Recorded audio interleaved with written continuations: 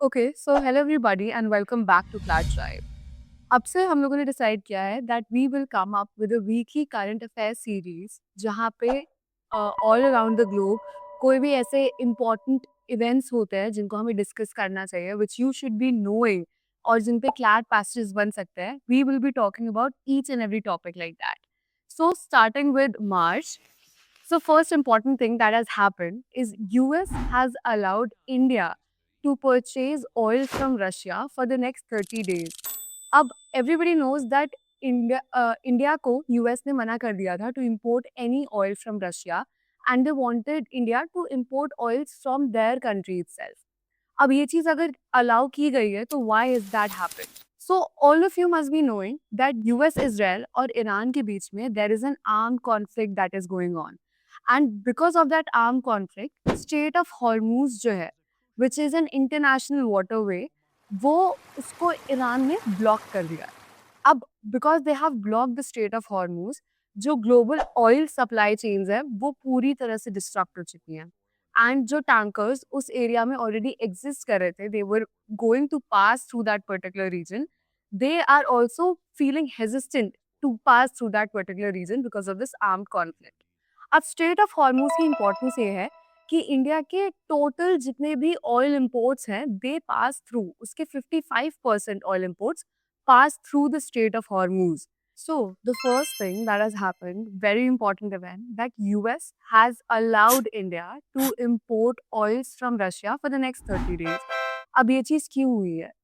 हम सबको पता है कि यूएस ने इंडिया को स्ट्रिक्टली मना कर दिया था that they can not import any oil from Russia. In fact उनको यूएस से ही ऑयल इम्पोर्ट्स करने पड़ेंगे। And in fact ministry of commerce and industry के भी जो डेटा रिलीज हुआ है, the amount of oil that we have purchase from Russia is the least in the last 44 months. So why is it कि अब India को US allow कर रहा है to buy Russian oil, and जो tankers already उस region में थे, they are not willing to pass through that region because of this armed conflict.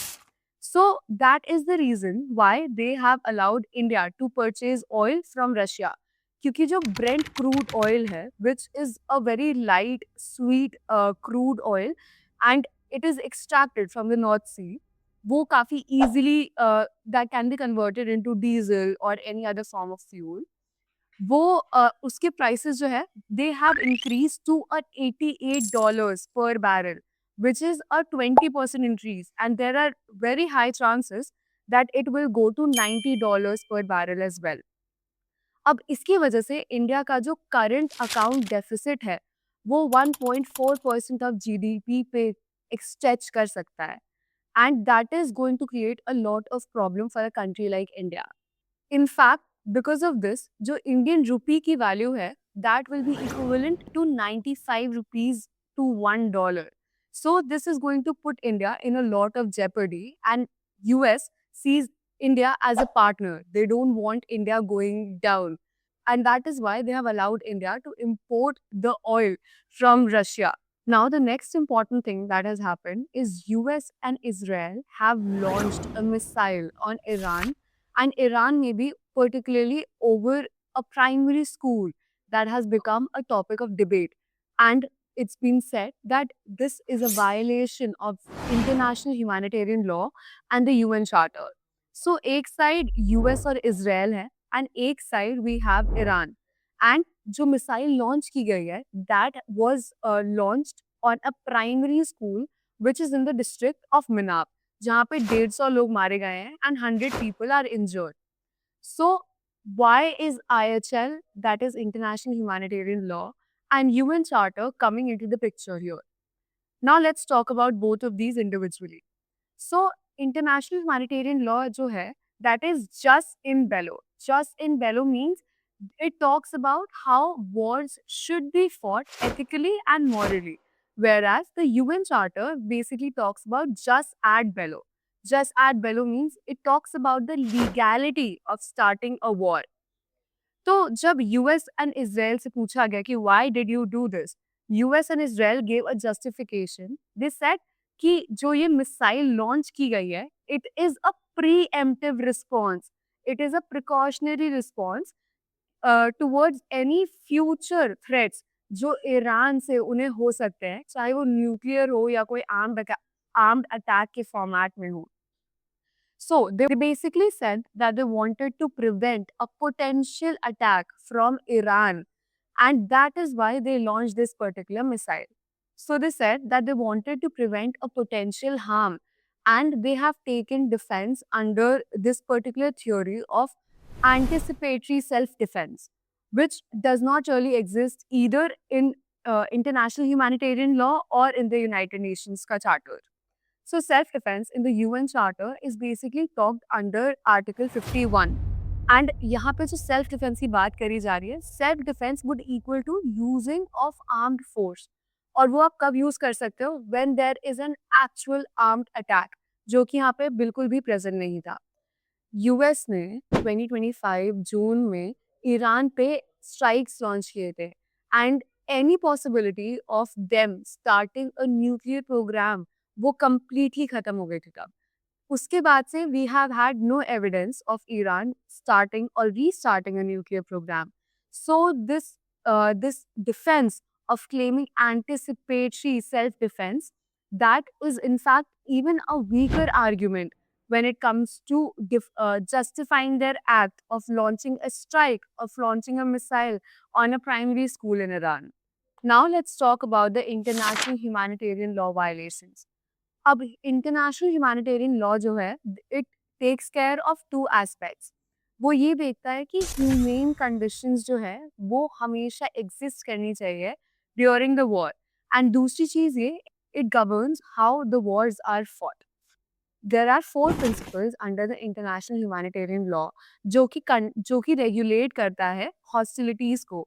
One is your distinction, then precaution, military necessity and proportionality. Distinction का जो criteria है, that was not met here.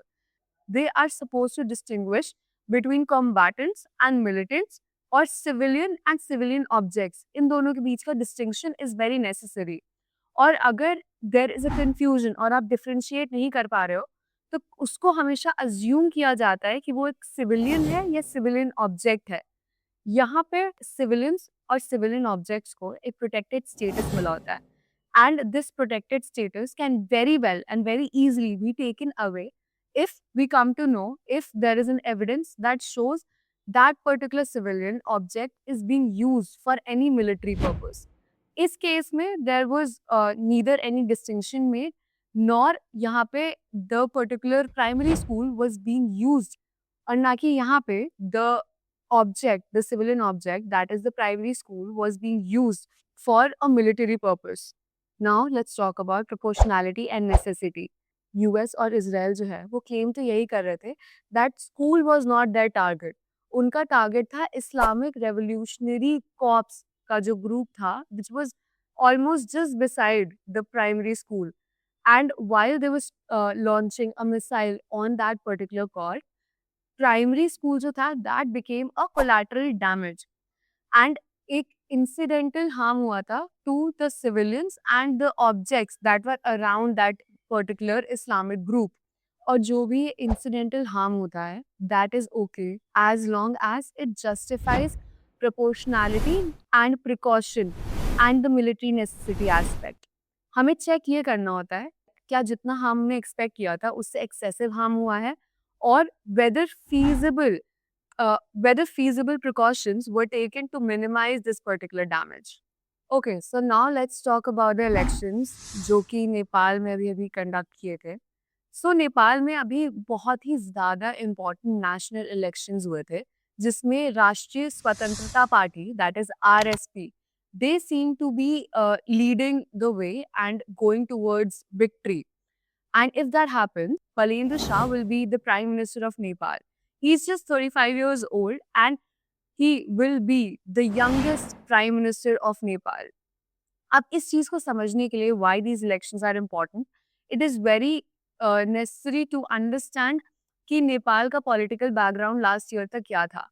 Nepal में last year तक काफी ज्यादा protest हो रहे थे because the youth were demanding better jobs, better employment opportunities, and in fact वो ग्रेटर अकाउंटेबिलिटी भी डिमांड कर रहे थे from the government side. So ये सारे जितने भी प्रोटेस्ट थे उस टाइम जो प्राइम मिनिस्टर थे KP Sharma Oli, it led to him resigning from his particular post. And then एक interim government form हुई थी and then fresh elections were being held. Now let's talk about the citizenship case in Assam. There's this woman called Dipali Shah who is now going to be one of the first people in India to get their citizenship under the Citizenship Amendment Act. So this Dipali Sharma woman, she was born in Bangladesh and then later on she moved to India. And in 2013, a police officer referred her case to Foreigners Tribunal, जहाँ पे she was declared to be an illegal immigrant.